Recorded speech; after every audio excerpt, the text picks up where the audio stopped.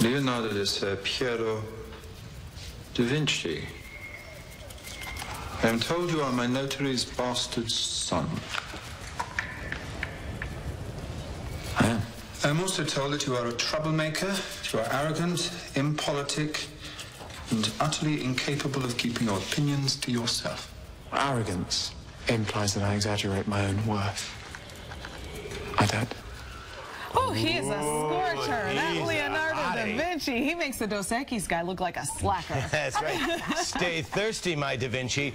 So Da Vinci gets a sexy makeover in the new series Da Vinci's Demons, which premieres Friday night on Starz. And Tomom Rайли stars as the ultimate Renaissance man. We welcome you to the couch. Thank you for having me. Hi, Tom. You know, it's interesting because you play Da Vinci in a period of his life that is kind of unknown. All the details aren't really known to historians, so it's got to give you great literary license. Yeah, it's like a fantastic goldmine to delve into. David S. Goyer, who wrote the Dark Knight movies and Man of Steel, he found this period in his life between 27 and 32 where no one knew what he was doing and what he was up to.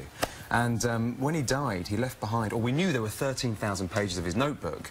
7,000 of them are available to us, but 6,000 are missing. Oh. In the 7,000 that exist, there's the submarine and the tank and the machine gun. So what must have been in the other ones that have been lost to history, no one knows. So the context of the show is rooted in history, though. Oh, it's rooted in history, but it's a historical fantasy. I mean, we go off-piste here and there. Yeah. You know, it's very much sort of... Well, and there's full-sidal nudity in this as well. Well, that's what I heard you were quite excited about. Right? What is this? We were going to get to the good question. So John wants to know if there's going to be any action in the, other than, you know, hands-on action. Right, the kind of naughty action. Yes, naughty action. Well, you know, it's certainly a show for grown-ups. There's certainly moments in it that are, of that bent, yeah. Well, the trailer is awfully sexy, but it also shows that Da Vinci has a lot of issues. You know, they kind of delve into that. So can you tell us a little bit about? Well, he was illegitimate, which no one necessarily. He had no formal education.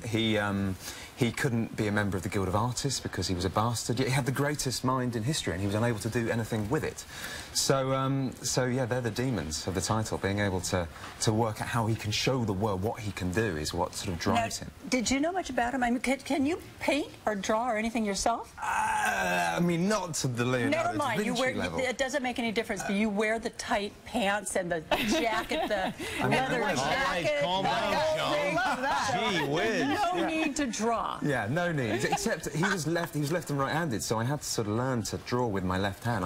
Interesting. Really? Yeah, I'd give my right hand to be ambidextrous. Oh, you stop it. It's good. So, you know, but you know what, the Da Vinci Code, big movie, big book, you know, he was mysterious and he would put all that, you know, well, they allege that he would communicate through his invention and his art. Do you guys delve into that stuff too? Yeah, there's certainly a mythological undertone. We found out there was a cult, genuine cult that existed called the Sons of Mithras that were from well before Roman times that Leonardo may or may not have been involved in.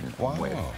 It seems like you're an expert now, and you know everything. Did you know about him before the role, or did you really have to prepare? I had like a high school version. I knew the very old man with the beard image. Yeah, he was exactly, very solemn. that we all know, yes. I knew nothing about him in his youth. I knew his legacy, I knew what he'd left behind, but I didn't know he was anti-authoritarian. He was a nucky, he got thrown into jail a couple of times. You know, sounds like a fun guy. Yeah. Because this is not the Da Vinci we studied in our book. Exactly. This is the Da Vinci we would have gone to a party with. This is the Da Vinci you want to watch on a Friday night on Starz. Well, and how ripe do you think the audience is? You have Downton Abbey, you have Game of Thrones, you have Vikings, you have all the, you know, on the television landscape, it seems like people love this kind of history retold. Well, we've tried to reimagine history in that way, so it's taken out some of the stuffiness, taken out some of the very sort of straight docudrama-ness, so it is more fantastical, more fun. And the Pope doesn't come off too good in this one either. The Pope doesn't come off too well. Yeah, it looks like he's the villain in this whole thing. But the stuff we found about that Pope is actually extraordinary. There's stuff in history, I mean, it was almost too crazy to include in the show.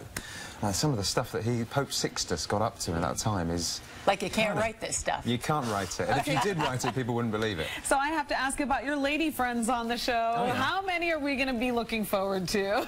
There's some wonderful, beautiful actresses in the show. Laura Haddock, Lara Pulver, an Icelandic actress called Hera Hilmar, who no one knows, but she's wonderful and beautiful in the show. And, yeah, they're great, really good, and they get fantastic little journeys as well.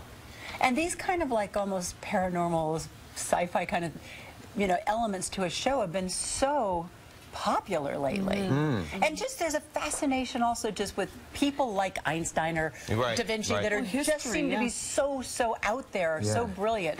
I think it captures people from a lot of different angles. It does, and like these people, the greatest minds often create things that they're then not comfortable with. In the case of Einstein or Oppenheimer or that stuff, and same with Leonardo. He had to be a war engineer to make some money to make his art, and he obviously was very uncomfortable with what that led to, and you know how the things he created, the death and destruction that would lead to, which we deal with in the show.